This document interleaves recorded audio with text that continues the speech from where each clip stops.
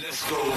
Streaming data free on the MTN network in South Africa. This is Omnisport. T's and C's apply.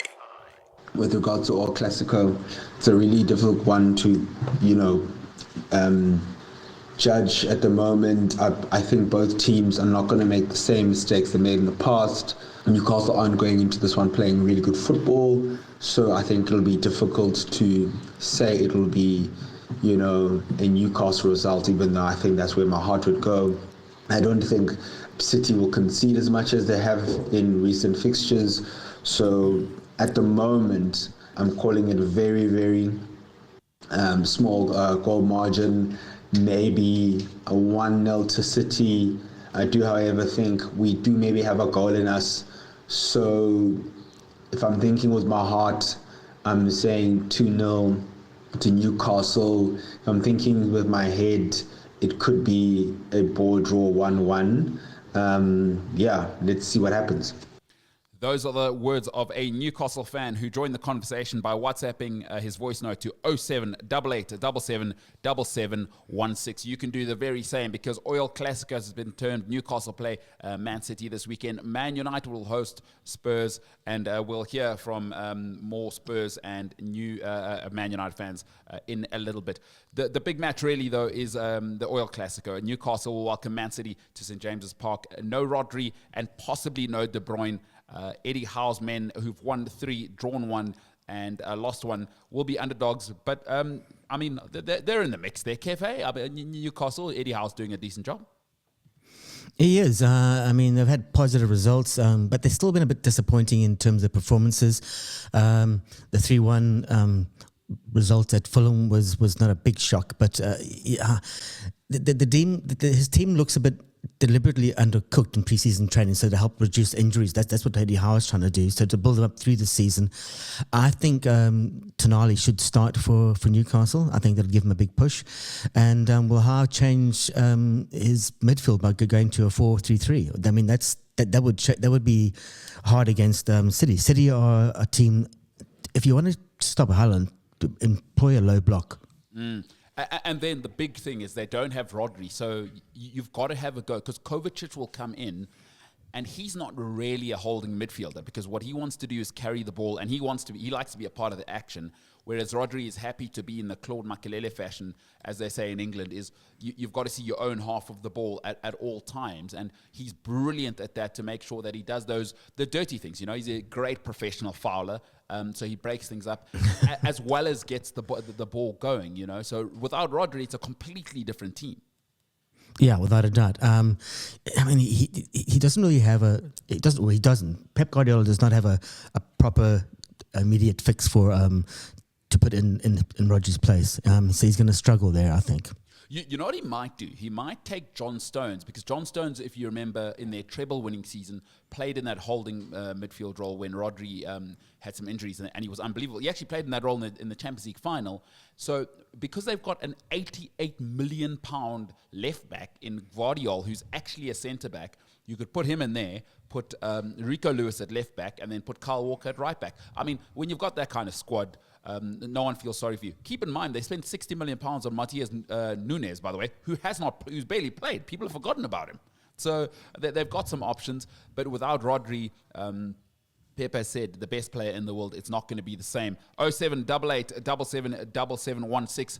Would love to know where people think this one is going. Newcastle hosting Man City at the St. James's Park, which has, by the way, one of the scariest away ends you have ever seen. So at Newcastle, they put all the away fans right at the top, but these stairs were built, I think, in like 1352 when there was no health and safety, because I promise you, it is so steep to get up there. It's unbelievable. They really do try and make the away fans feel uncomfortable, but that's what you do. St. James's Park, a truly historical ground. Let's talk about Brighton. Following that, Chelsea will play Brighton on the weekend at the Bridge. Brighton manager Fabian Hurzeler, who was sent off in the previous game, will, however, be on the sideline. Here's what he had to say leading into that game. Because in the end, I heard that I get this red card for stepping on the pitch.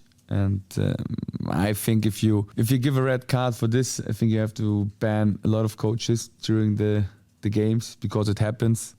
in an emotional phase of or emotional situation of the game, it will happen that you make a step on the pitch. I know what the fine will be, and I also know that I will be on the sideline against Chelsea, and I think that's the most positive thing that I can support my team, that can help my team. So of course I also have to learn out of this situation how fast you can get a red card here in this league, and it's a learning process for me as well. But of course the fine we will accept. Yeah. Chelsea on a good run. I like his attitude. He speaks like all these young new managers. Like, we'll take the fine. We're a billionaire. We got a billionaire, old Tony Broom or whatever his name is, in charge. No problem. We'll take the £100,000 fine or whatever it is. I mean, the technical area is just a misnomer. I mean, one, no one stands in it all the time.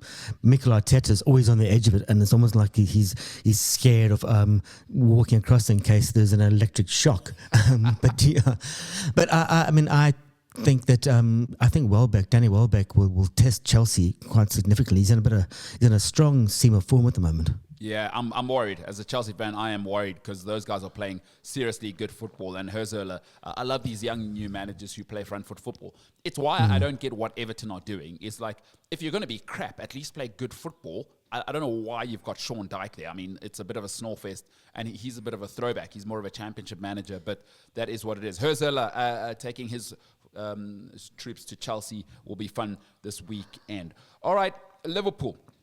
Now, this is an interesting one. Liverpool will play Wolves on Saturday in Saturday's last fixture. Arne Slot is excited about his new winger, Federico Chiesa, and the possible impact he could have on the team. Here's what Arne had to say regarding the Italian and his performance in the 5-1 win against West Ham in the Cup during the week. Played a lot, maybe hasn't played hardly any minute in the last 3 or 4 months. He has to have playing minutes, and that's what he got today. He assisted, although it was a shot on target that was promoted by Diogo to a goal. Worked really hard. I think it's normal that he's not already in the top of his ability. He has to get used to the club, he has to get used to his team, he has to adjust to the playing style. But very good to see how match fit he already is, so that we can use him if we need him. If you haven't seen Chiesa, he's an absolute energizer bunny. They will love him. They will love him at Liverpool once he gets going. He's class player. Of course, that ACL 2 seasons ago sort of have denied the world of truly one of the talents of this generation. But if you can get 80% of what he was 2 seasons ago, you're laughing.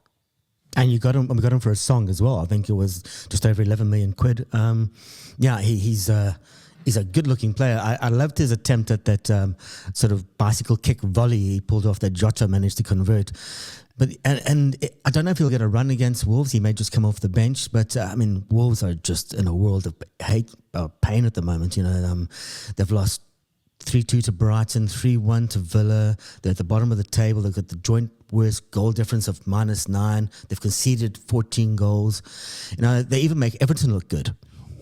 Why didn't you say the Chelsea 6-2 thing? Or why didn't you note that Chelsea hammered them 6-2? Oh, I try not to talk about the little teams too much. So that's why I mentioned Wolves. Yeah. You've got these Kaizer Chiefs tendencies, don't you? Yeah. Well, I don't talk about. By the way, did they talk about Chiefs too much on the Diski show yesterday? They did, and I actually ended up messaging Brajakes about his agenda against Orlando Pirates, but that's something we'll address a little bit later. So certainly next week we'll get Brajakes on the show to see what he's got in terms of an agenda. Okay, let's finish off at the Theatre of Nightmares, because that's what it's become. Now, the game of the weekend, some might say, or at least 1A, will be the game at Old Trafford on Sunday as Man United host Tottenham Hotspur. Under pressure, Man United manager Erik Ten Hag said the following when asked about the lack of goals at Manchester United. To them, two players, definitely in this moment not on Rasmus because he just returned, but also other players. We have across the front line, we have there enough players who can score goals with Bruno, with Resi, with Garnacho, with Amad Diallo, all goal scoring players. Yeah, listen, they need to score goals because the one thing Spurs are going to do, and Big Ange only has one plan, it is attack. And the way they've been defending is it's no good. They have to score goals this weekend, otherwise big problems for Erik Ten Hag. Yeah, I mean, they can't score one score. They're just, I think it's a TV show. No, that's can't cook one cook, and they just can't finish out a game. They can't take a winning position and hold on to it.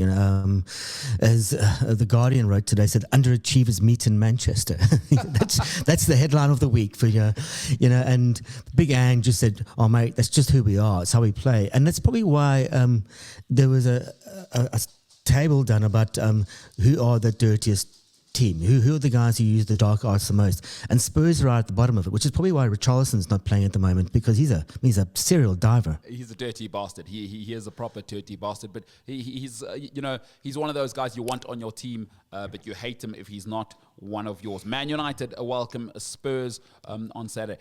Hi, how's it, gents? How are you? Yeah, Manchester United, Jeez. I quite fancy our chances against Spurs, to be honest. It's quite crazy, but unfortunately, I have this problem where I don't just assess the results, but I assess how the team performed. And despite the most recent results, I feel like the team has performed quite well. We played quite well against Crystal Palace, created the chances, just lacking the finish. Same thing against FC Twente. I mean, it was unfortunate with the lapse of concentration, but the first half was really good. Chances were created. And yeah, I mean, against a team like Spurs that just is all out attack, there'll be a lot of chances. I quite fancy our defense against them. They've conceded quite a lot of chances from set pieces. Not that we're quite prolific on scoring set pieces, but they do give up a lot of chances. So I fancy our chances, but with this United side, you never know. This weekend's game is an absolute monster for both sides. United, for one, seem to find form and then lose form, so they're very inconsistent. And Spurs have been consistently good in the sense that they dominate possession, they play front foot football, but at the same time they just cannot get the goals. Now Solanke did look far better than anything we've had in the Ange era over the weekend against Brentford, and we'll see again against Qarabag tonight in the Europa League. But the truth of the matter is that Maddison looks like he's starting to find his feet again. We need a little bit of consistency in the midfield. I think Basuma becomes a very important person. But ultimately, that possession and that style of football eventually is going to break somebody. And whilst Arsenal's defence was strong enough to keep us out, and Newcastle for that matter, Brentford broke eventually, and many others will also break under that kind of pressure. So I'm hoping that this weekend we bring out the exact same system. There's no doubt that there's no reason for him to change it. And the truth of the matter is that I don't think United are good enough to hold us out. So. Well, there you have it, though. That's the thoughts of a Spurs fan and Man United fan. 0788 777716. You can voice note your thoughts on anything in football, anything in rugby, anything in cricket, anything in tennis, whatever you're thinking in sport. Be part of the conversation right here on Omni Sport Breakfast. It's 0788 777716. All right, coming up next is the return of Chisom Imbonu Esoke, Arsenal's number one fan, presenter, journalist, loves Arsenal, loves football, has an opinion. We're going to talk about Victor Osimhen as well. I think that's an important conversation to hear exactly what the pulse is in Nigeria at the moment. Listen live and on demand. Welcome to Omni Sport.